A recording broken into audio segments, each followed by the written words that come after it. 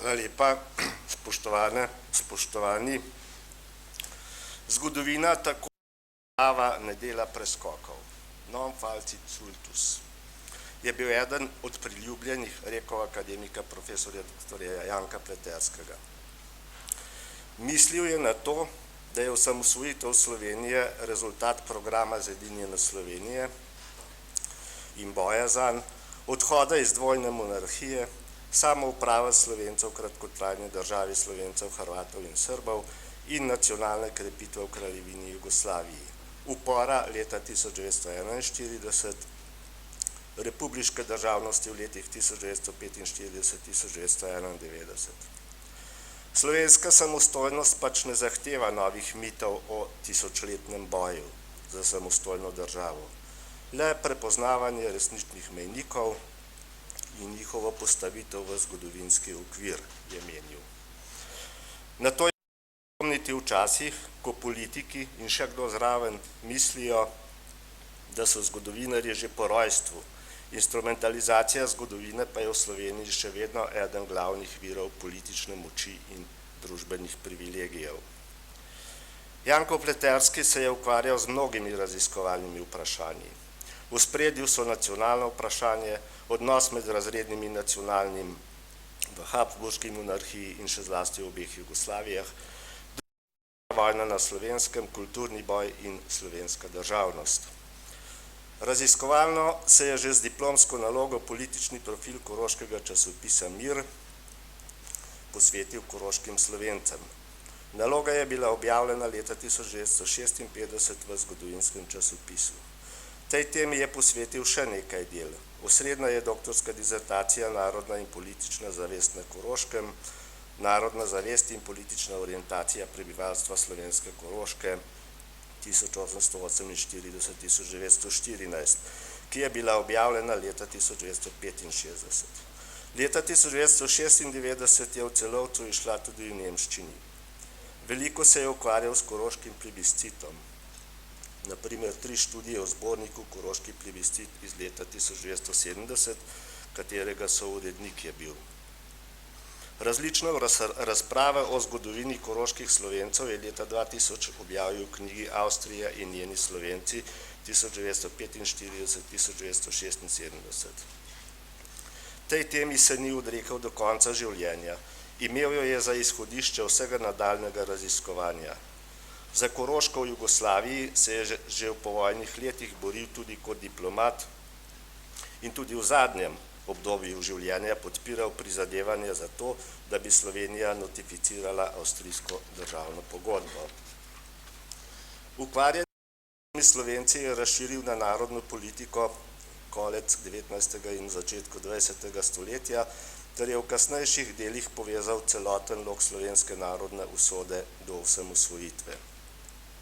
Odmevna knjiga Prva odločitev Slovencev za Jugoslavijo, ki je šla leta 1971, Srbo-Hrvaška izdaja leta 1976, potem leta 1980 Sinteza slovenske zgodovine od 1948 do 1918 v prestižni Habsburg monarhiji, leta 1991 študije o slovenski zgodovini in narodnem vprašanju, leta 1998 poglobljena in zajetna študija slovenskega političnega katolicizma dr. Ivanu Šušteršiču, leta 2008 Pravica in moč do samoodločbe. Med knjigami, ki so posvečene zadnjemu obdobju Habsburške monarhije, velja zbirko dokumentov in študij o političnem preganjanju Slovencev med Prvo svetovno vojno.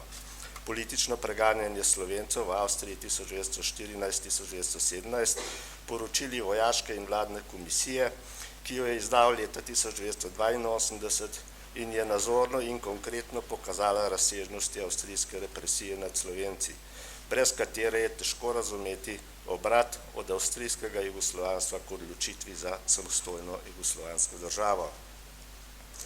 Politično najbolj odmevno je bilo njegovo raziskovanje jugoslovanskega federalizma, mednacionalnih odnosov v Jugoslaviji in odnosa med razrednim in nacionalnim.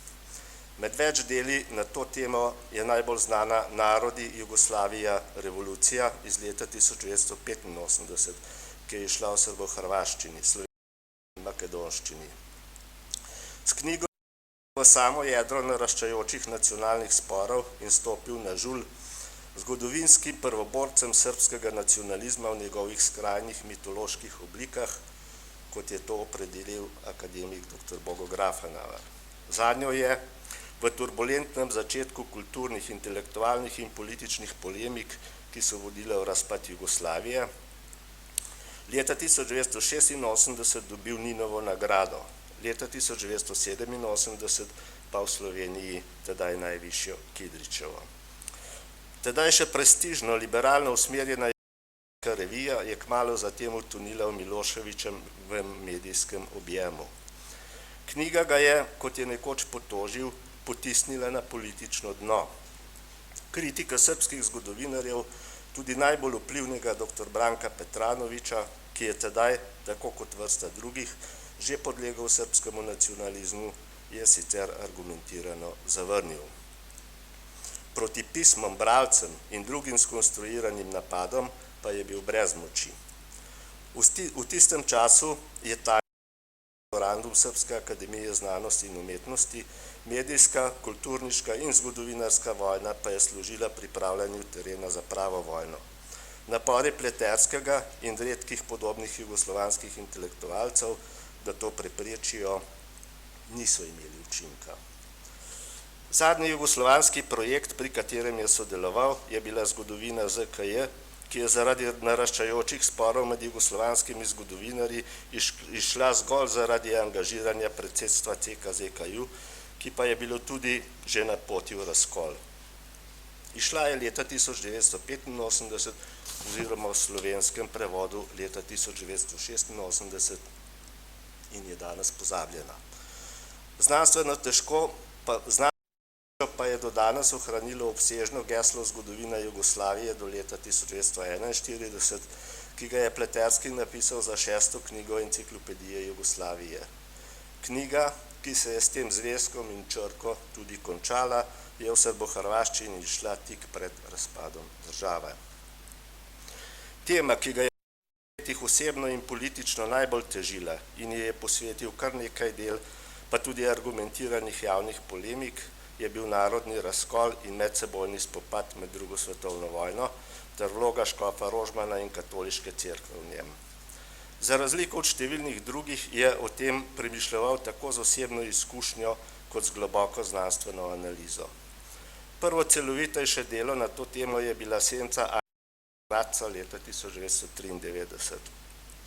S problemom se je potem ukvarjal do konca življenja. V zadnjem obdobju ga je povezoval zlasti z vprašanjem suverenosti in državnosti.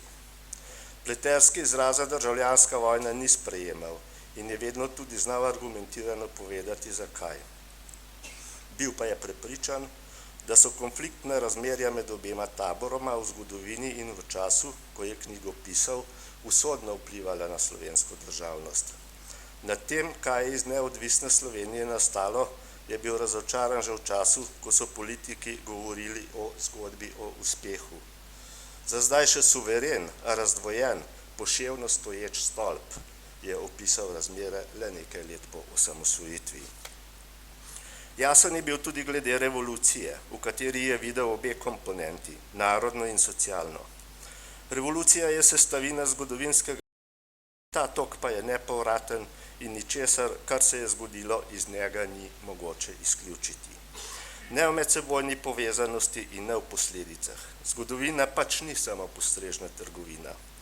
Revolucije rastejo iz nastalih razmer, ustvarijo nove in prejšnje odrinejo v neponovljivo preteklost.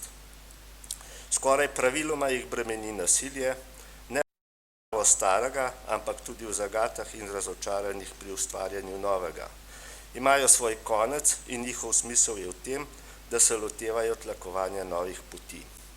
Revolucija seveda ni zakonita po obstoječem družbenem redu.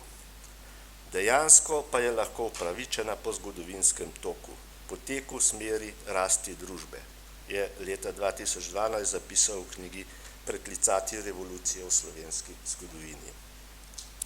Janko Pleterski je bil zgodovinar, ki se je zavedal družbene odgovornosti intelektualcev in je raziskovanje povezoval z javnim angažiranjem. to kaže tudi njegova življenjska pot. Kmalu po maturi je bil zaradi odporništva več kot leto in pol v italijanskih zaporih. In potem partizan, pa diplomat, novinar in šele nato raziskovalec na Inštitutu za narodnostna vprašanja, ki je izšel iz znanstvenega inštituta SNOS. Na koncu pa seveda naš profesor na fakulteti. Vojna je spremenila njegovo življenjsko pot, saj bi sicer postal zdravnik, tako pa je po že prehojenih drugih poteh postal tudi zgodovinar. Po upokojitvi v 80-ih letih se je angažiral tudi politično, najprej kot član Kučanovega prenoviteljskega CK-ZKS in predsedstva CK-ZKS v letih 1986-1989, nato kot član republiškega predsedstva v letih 1988-1990. Zadolžen je bil za znanost in kulturo. Seveda se tudi prej ni izoliral od družbenega dogajanja. Med drugim je bil 2 desetletji, med leti 1954 in 1974, član uredništva Naših razgledov, tedaj elitnega intelektualnega časopisa za politična, gospodarska in kulturna vprašanja, objavljal pa je tudi v Sodobnosti. Znotraj Kučanove reformistične ZKS je Pleterski odprl vrsto občutljivih razprav, političnih in strokovnih, in dal pobudo za nekaj projektov. Še nekaj let pred tem, leta 1983, je podprl potrebo po nastanku nacionalnega programa, ki jo je s svojim sicer vsebinsko protislovnim tekstom naslovljenim Slovenski nacionalni program med graditvijo socializma sprožil tedanji starosta slovenskih komunistov France Klopčič. Tekst je v tedanjem vrhu ZKS in med partijskimi intelektualci naletel na mešane odzive in na koncu predlogu, ki je nastal 4 leta pred 57. številko Nove revije, niso upali slediti. Pleterski je bil sicer prepričan, da mora biti program koncipiran kot slovenska pot v Jugoslaviji oziroma z Jugoslavijo. Njegova je bila med drugim slovenska novejša zgodovina, projekt, ki je konec 80-ih let nastal v sekciji Marksističnega centra za vprašanja zgodovinopisja, a je bil hitro prenesen na Inštitut za novejšo zgodovino, ki je tudi edini imel ustrezne kadre. Kot član stanovnikovega predsedstva je spisal besedilo o narodni pomiritvi oziroma umiritvi, kot ste slišali že od predsednika akademije, prvi tekst kakšnega političnega telesa na to temo. Tudi z izrazom sprava se Pleterski namreč ni strinjal in ga je dajal narekovaj. Izjava predsedstva SR Slovenije o narodni in državljanski pomiritvi, kot je imela naslov, je bila sprejeta 2. marca 1990. Člani predsedstva so z njo hoteli, kot so zapisali, storiti prvi korak k pomiritvi, ki je tako zelo pomembna za slovenski narod in njegovo državo, ter tako prispevati k nastajanju takih razmer v političnem in javnem življenju Slovenije, ko preteklost ne bo več obremenjevala medčloveških odnosov. Izjava je imela nekaj učinka v cerkvenih krogih. Teden za predsedstvom je svojo izjavo o narodni spravi sprejela tudi Slovenska pokrajinska škofovska konferenca. A Pleterski je kasneje razočarano ugotavljal, da izjava predsedstva ni imela nobenega učinka, kot tudi na številne druge, ki so nastale takrat. Vsak naj svoje vzame nase, zato svoje obtožuje drugih, pa bomo imeli Slovenci upanje, da bomo kdaj res stopili v čisto in jasno prihodnost, kakor si je želel Edvard Kozberg, je zapisal v Pravici in moči do samoodločbe leta 2008. Če do tega ne bo prišlo, bo Slovenija še naprej država dveh domovin. Leta 1993 je skupina osamosvojiteljev v polivinilasti vrečki z napisom Bata vrnila državna odlikovanja, ker sta bila že prej zlatim častnim znakom svobode Republike Slovenije odlikovala tudi dr. Janko Pleterski in dr. Ljubo Bavcon. Janez Janša je Pleterskega celo obtožil, da je zadrževal osamosvajanje Slovenije.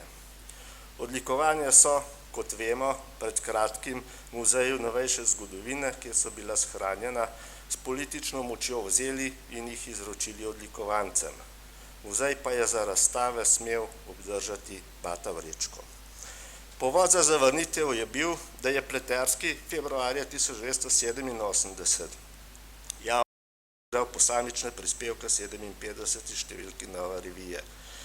Kritiziral jih je kot kritični intelektualec in to zato, ker niso upoštevali pravice vseh narodov Jugoslavije do samoodločbe. Še posebej je šlo za zanikanje obstoja makedonskega naroda v enem od prispevkov. Za take teze je bil Pleterski, sicer v Makedoniji zelo cenjen, močno občutljiv. Izhajal je iz stališča, da ne moreš odrekati drugim tistega, kar terjaš zase. Opozoril je tudi, da lahko Italija po enostranski odcepitvi Slovenije zahteva ali celo zasede Rapalsko mejo, kar se na srečo ni zgodilo.